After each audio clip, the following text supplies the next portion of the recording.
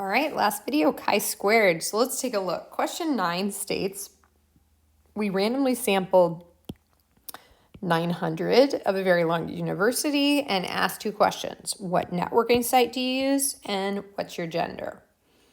So we're saying if gender and the preferred networking site were independent, how many females would you expect? This will be something we do together.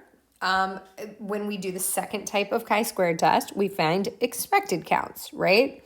Because we know for chi-squared, when we look at the formula sheet, our chi-squared amount, or our chi-squared formula is observed minus expected squared over expected. So in order to calculate our chi-squared, it is observed, the summation, so I have to add them all up, observed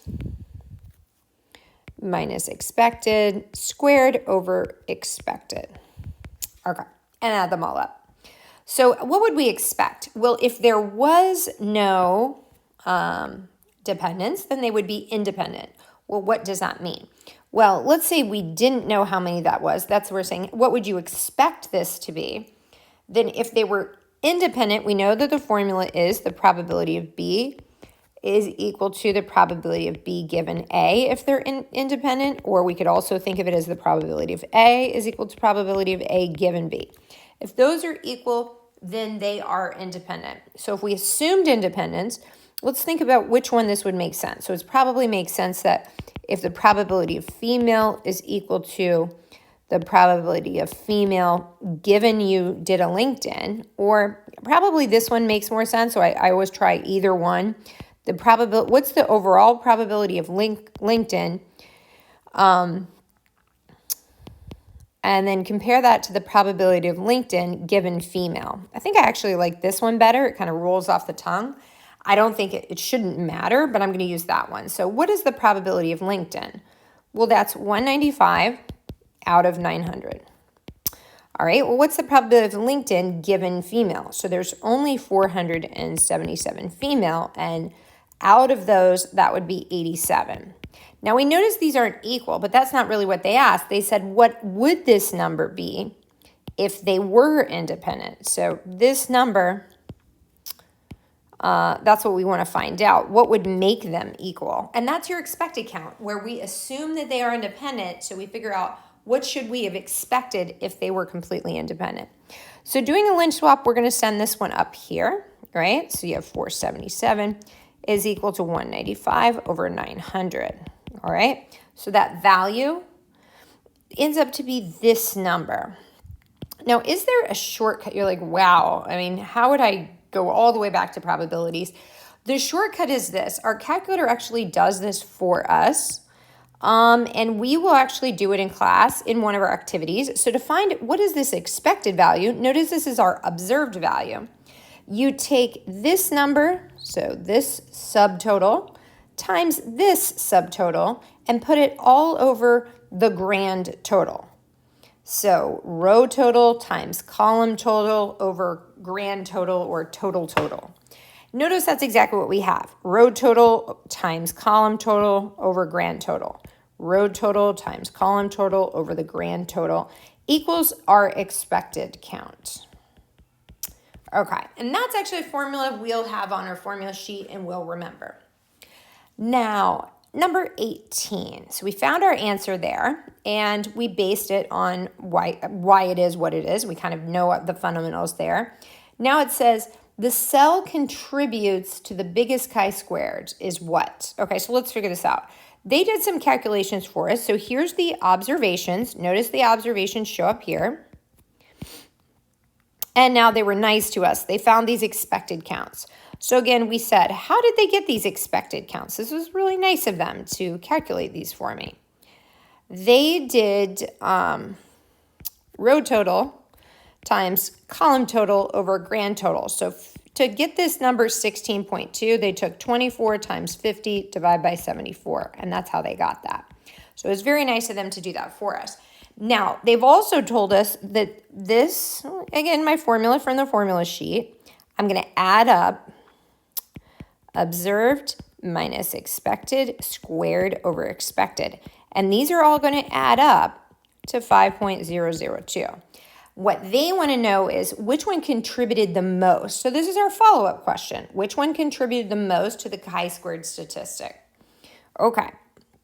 Which one was the furthest from what we expected relative to its expected count?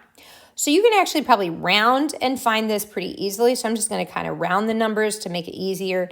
So I'm just going to say observed was 12 minus the expected 16 squared over the expected 16. So that's the male yes. The next one, observed 12 minus expected, I'll round that up to 8 over expected 8. Observed, we observed 38, we expected 34, about over expected 34. The last one observed was 12 minus expected 16. We're rounding over expected 16. So which of these numbers came out with the biggest number? We square that, divide by 16. We get about 1. 12 minus 8 squared, divide by 8. We get 2.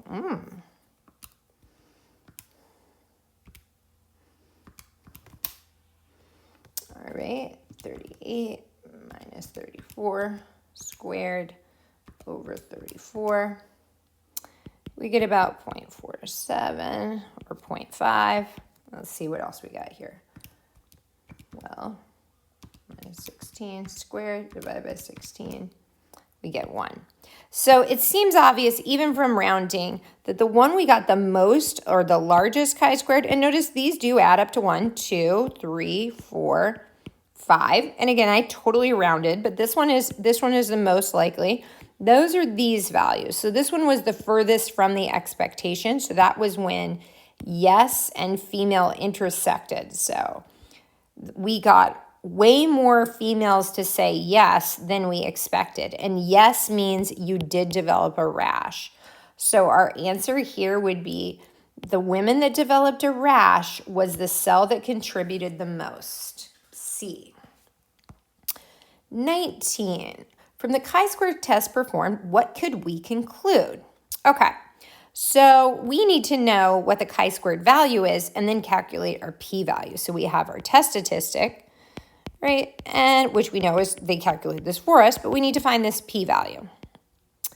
All right, so we need our table C. So let's use it.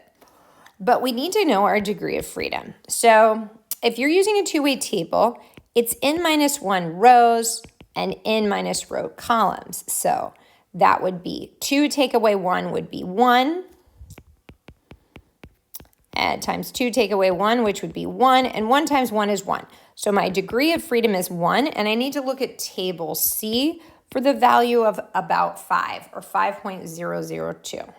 So going to our table C, scrolling through our formula sheet, getting to our table C. Okay, degree of freedom of 1, so we're on our first row. 5.002.